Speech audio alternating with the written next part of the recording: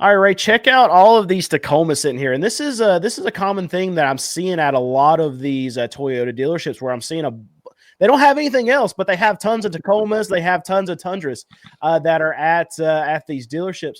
And what we're seeing out of Toyota right now is that Toyota is letting their dealers know that get ready, you're about to have a lot more inventory than what you've had in the past. Now, this is great for a lot of these volume Toyota dealers, and it's great for, I'll say, the Toyota Camry side, the 4Runner side. What else? Your Corollas, all of those, they're going to move. They're still going to move. Your RAV4s, they're going to move. But I see a problem for Toyota dealers going forward that they're already dealing with right now, but it's even going to be a bigger problem with these Tundras, with these Tacomas. Well, one would hope where Toyota has said that they're going to significantly increase on-hand inventory at dealers. One would hope that the on-hand inventory that they're going to increase at the dealer level are the vehicles that are selling at a 20 to 30 day sales rate, where they don't have very many of them.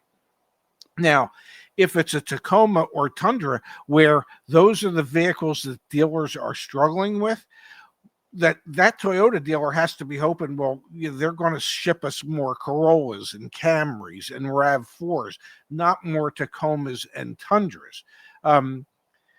The good news would be, if indeed Toyota does what they're saying they're going to do, and my understanding is they started doing it already on the West Coast, that's going to create extra inventory, which is going to create extra competition to sell some of these vehicles that had always been in short supply. The supply won't be as short moving forward, so there might be, or should be, better deals to be had on these quicker moving vehicles like the RAV4s and the Camrys and the Corollas, I would think, and the Highlanders. Yeah. Yeah, and I know recently, in probably the last, I'd say probably 4 months or so, I've started to be able to see dealerships actually have 5 or 6 Camrys, 5 or 6 Corollas, RAV4s, even quite a bit. There's one dealership that's close to me, and they had 18 RAV4s on their dealership at one time. Now, wow. I went there. Yeah, I went there a week ago, and they had like 2. So they just got I must have just got there the day that they got the shipment. But I've talked to a lot of these Toyota salespeople. They know me when I go in there. They'll come talk to me a little bit about what kind of deals they're rolling, what they're having a hard time selling, what they're having an easy time selling. But what they said is that, okay, Tundras, Tacomas everywhere. Really, buy one, get one free. Just please take them. But if they're talking about any other vehicles, they're saying that they're still selling just as quick as they get off the truck. So with Toyota's allocation system, they do get allocations, whereas some other brands, you can order them. Yes. It's not the case with these Toyota dealers. They're not really sure what they're going to get. They're just going to get truckloads of stuff. And if the salespeople that want to actually sell the vehicles are not there the day that truck gets there, so they can call their list of whoever's waiting on these RAV4s, Corollas, Camrys, then they're going to miss out. But they can sell all the Tacomas and Tundras they want to all day long because they've got those. But the inventory of the highly desirable vehicles, those salespeople are almost never off, because when that truck gets there, they have a whole list of people that are waiting to buy those vehicles, and they have to be working when they're not, so they don't miss the sales from the actual products that they can sell. No, that and salespeople are always checking their computer systems and with management to see when truckloads are supposed to arrive, so that they can plan accordingly and they can schedule themselves accordingly. The good news is that as we're speaking, Toyota and Lexus, those dealerships have about a 30-day supply of cars on the ground, which is significantly lower than the national average, which is 96-day supply of cars.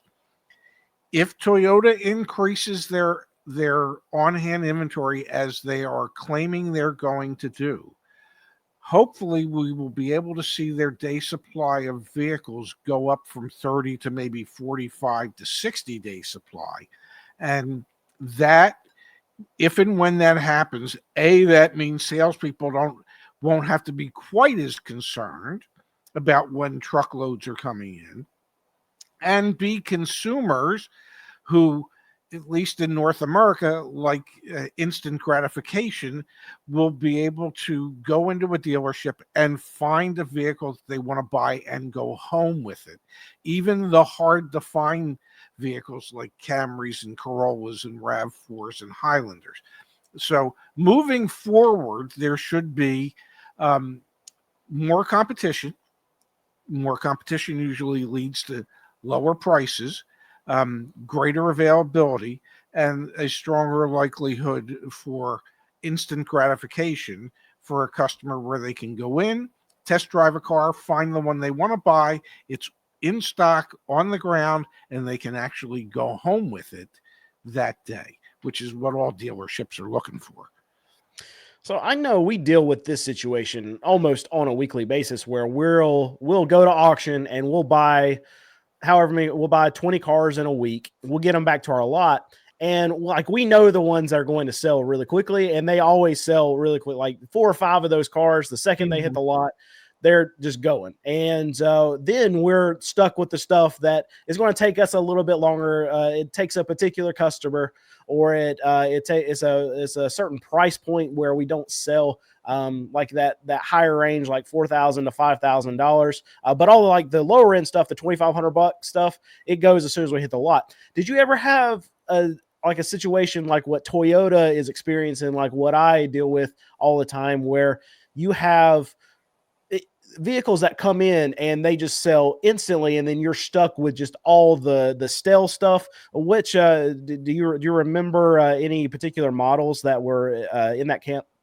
MDX, when the MDX first came out, and the TL when it first came out, when it changed, and I think it was 1998 or 1999, and they lowered the price and they increased the level of equipment. And those literally on the TL and the MDX, for like the first 12 to 18 months, every vehicle was pre-sold before it ever got to the dealership. And then there were other vehicles that we had that you couldn't give away: an RL, an SLX, the CL Coupe. You know, there were just certain vehicles you could not give away. And every one of them, you know, typically became an aged unit. It's unfortunate, but it happens. Now, I want to ask you a question. Yes. So there's all these salespeople working at Toyota dealerships waiting for truckloads of cars to come in because they have people they need to call. When you go to the auction, are you looking for certain cars that customers have asked you about? And does your team have a list of people to call when you've been able to acquire one of those vehicles? I am not, and I actually get this asked all the time now. Since I've been on YouTube, I get emails all the time. Hey, I want to find a 2015 Toyota Camry for $3. Can you go to the auction and buy me one for that? I don't do this. The reason why I don't ever take any special orders, like even if someone came up to our shop and was like, okay, here's $5,000, I'm laying it on the table. If you can find this with this certain mileage, this money's yours. Yeah. Even if that happened, I would not do it. The reason being is because I can go to the auction and I can buy this perfect car for this person. Mm-hmm. And then on the way home, driving it from the auction, get it transport or whatever, the transmission can just fall out of it. And obviously that customer that special ordering this car is not going to take the car with the transmission out of it. And another reason is that I have to get cars inspected before I can legally sell them. Sure. So even if I do find this perfect car for the customer, even if the motor and the transmission is good on it, I could get it to the shop, check engine light comes on, and it's something that's going to be very expensive, something costly like a computer or something like that, where it's going to cost $1,200, $1,500 to fix it before I can even get it inspected, so I could legally sell it to that customer that special ordered this thing. So there's just so many variables that can things that can happen between even the auction when I'm looking at the car. I could think it's a perfect car, and it could be a big pile of garbage. There's a level of gamble that is associated with each and every car. Now, myself and Alex, my mechanic, we'll check out the cars before we bid on them a lot, and we can put a educated guess behind. There's things that we can look for. We know not to buy the car, but we're not going to hit everything. And there's things on cars that you can't check before the auction goes. There's certain vehicles that even though we have a scanner, a computer that will hook up to the car, it reads the transmission. But there's certain brands that if the transmission's gone out of the car, it still won't throw a transmission code. GM is an easy example. There can be gears just absolutely ripped out of a GM, and the computer will not tell me that it's bad. So we can go into a situation like that, and that's why we don't take any kind of special orders, because there's just things that can go wrong, and then there's things I still have to do to the car before I can legally sell it. So that's never a situation I want to get. That's a bad conversation to have with someone who's already given me money for a car before I've even found it for them.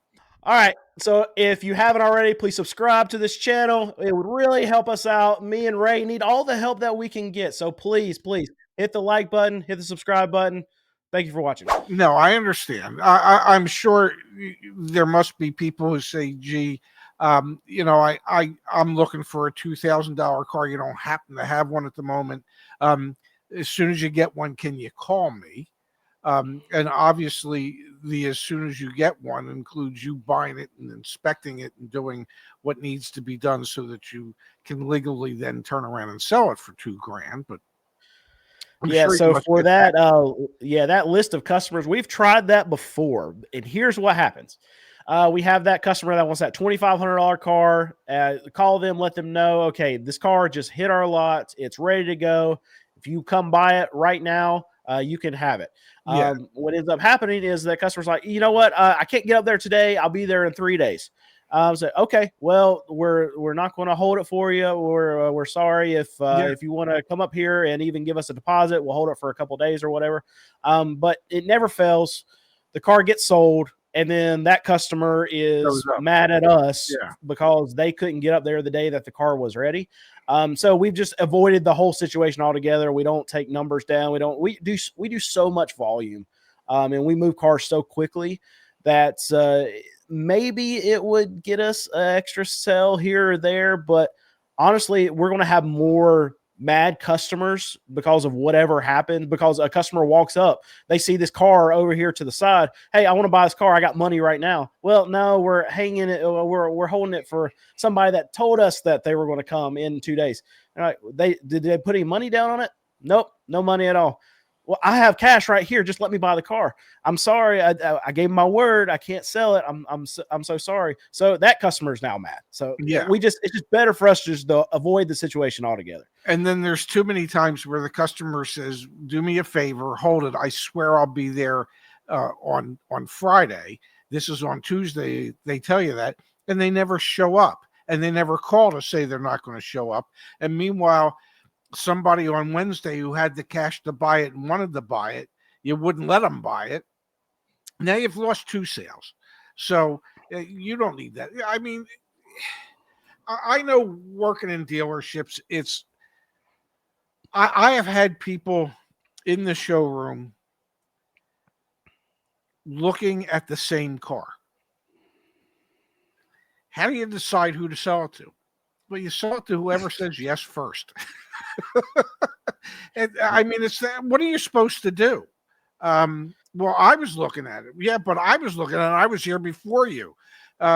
You have to sell it to whoever says yes first, because that other yes you're waiting on may never come.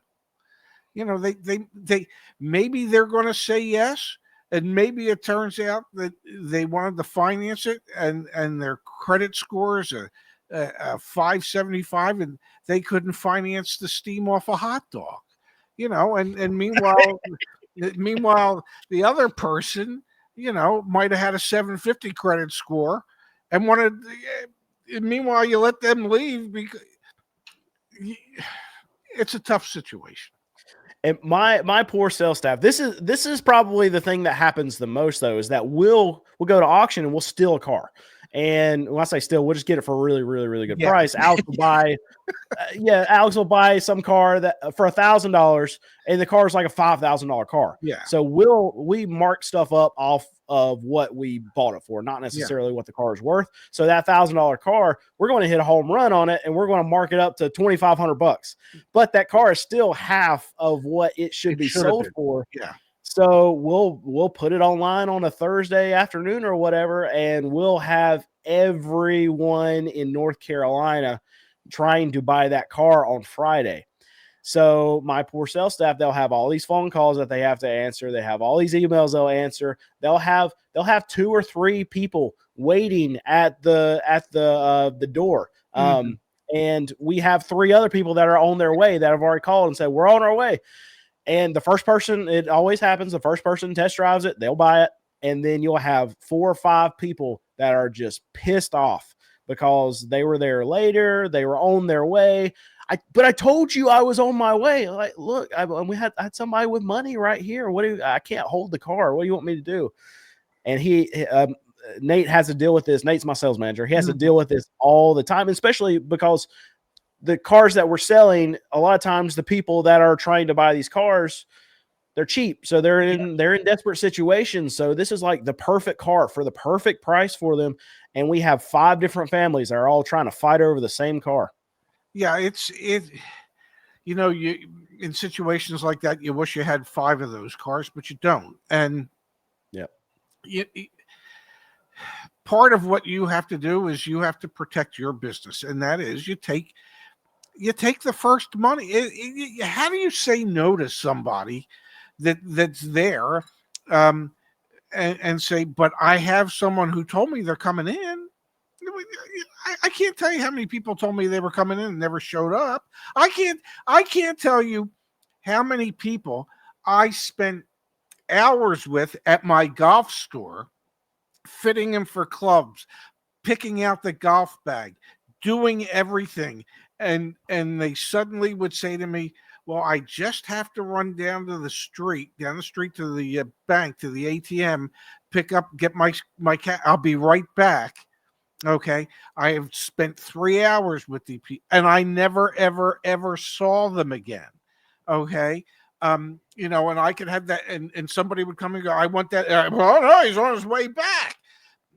I got to the point where if somebody said that to me, I said, can I see your driver's license? They'd go, why? I said, because I need to make a photocopy of it. Because there's just been too many times where somebody said they were going to the ATM and they'd be right back. They never showed up. So I'm assuming if you don't come back, that you were probably abducted by aliens or something. And I want to at least be able to share your picture with the police when I report that you went missing. And at that point they would go, okay, put it on my credit card, or okay, I'm really not coming back because I'm not buying it. Just tell me. Probably the best story that I ever had surrounding this kind of topic is I was probably only selling cars for maybe a year, 2 years, but I bought the cleanest Ford Windstar van that you've ever seen in your life. And it was like a 1999, a 2000 model, something like that. Probably had like 150,000 miles on it. But I was selling it for $2,000. Okay. I had this guy come to the lot. He said, okay, I want it, but I don't have the money right now. I'm going to give you a deposit, $500. And I said, okay, well, I only want to hold it for about a week. And but I'll hold it for you. Just figure out how to get the money, and then I'll hold it for you. And I gave him my word that I wouldn't sell it. So he left, and it like a week passed, however long the time frame I said I wanted to. And I called him and said, look, you haven't bought this van yet. What do you want to do? You can come back and get your money. I don't care. Just come back and get your money. He said, no, I'm still going to buy it. Just hold it for me. Oh, okay. I'll hold it for you. And I was young and just new in the business too. So I didn't know I didn't know how to handle this situation. So a few days later, this other guy came up and said, "Oh, I want to look at that Ford Windstar van." I said, I gave a guy my word that I couldn't sell it."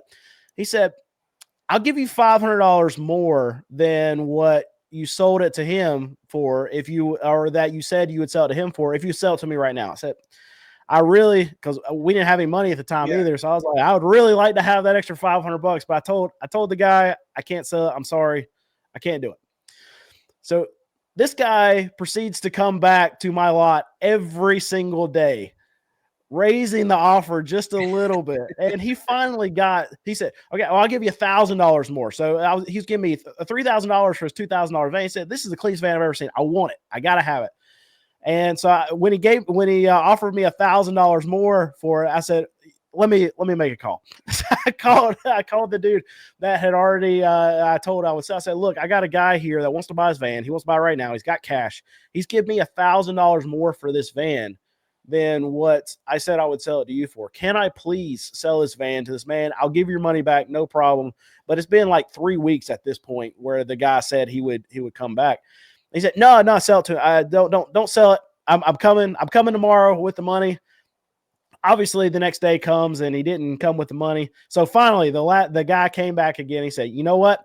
I'll give you $1,500 more than what this guy was going to buy it for, and I'll give it to you right now." I said, "All right, hold on. Let me make a call." And I call this guy. I said, "Look, I got to do it." And I told the guy that was offering me more money, "Don't give me $1,500. I'll take $1,000 more for it. I'll sell it to you, and I'll give this other guy his money back." And the other guy, I think it was just a problem where he just couldn't get his money. But that was the last time I ever dealt with that kind of situation. I always had a hard stop. If you're going to give me a deposit, you got 7 days. If you don't show up in 7 days, then car is not yours anymore. The problem with deposits is that only one party is obligated, and that would be you for having taken the deposit.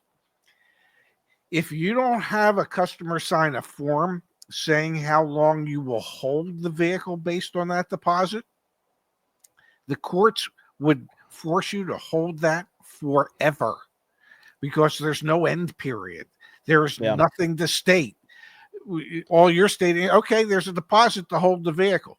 If you don't put a time frame on it, they could take forever.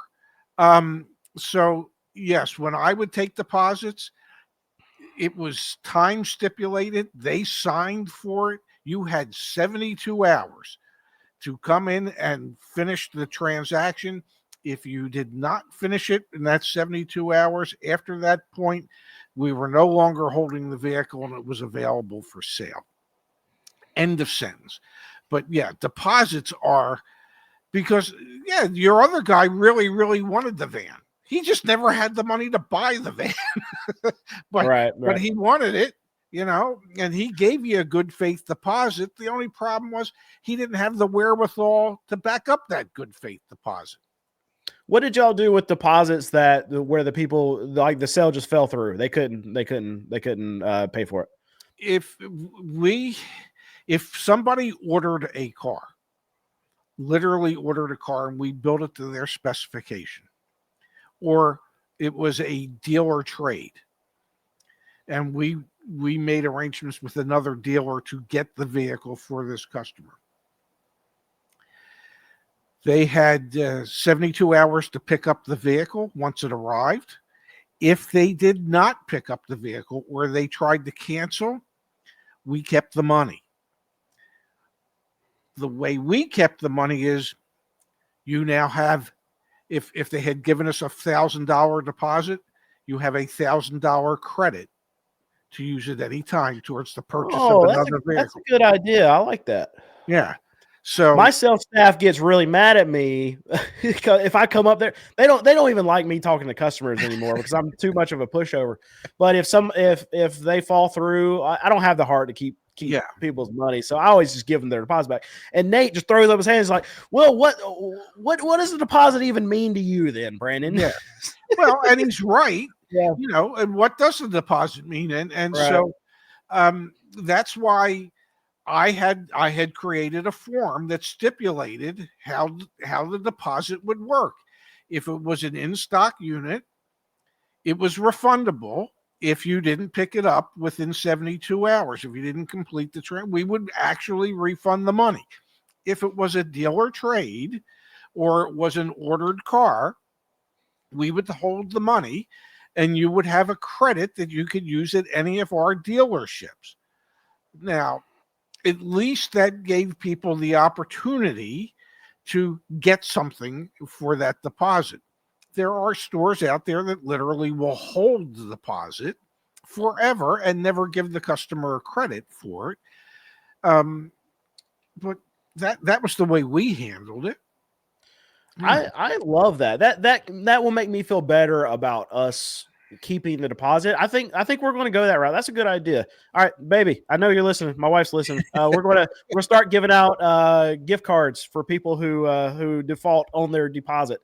So we can still have their money, but also they get something for it if they want to in the future. That's a great idea. I'm going to use that in my business. Because you don't want to create a situation where they never want to come back and spend their money with you.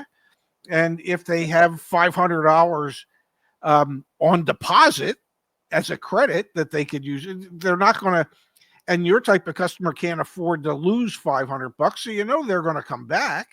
You want to give them a reason to be able to come back. Actually, now that you're saying that, they probably backed out because they needed the money. No, we'll just get back to them.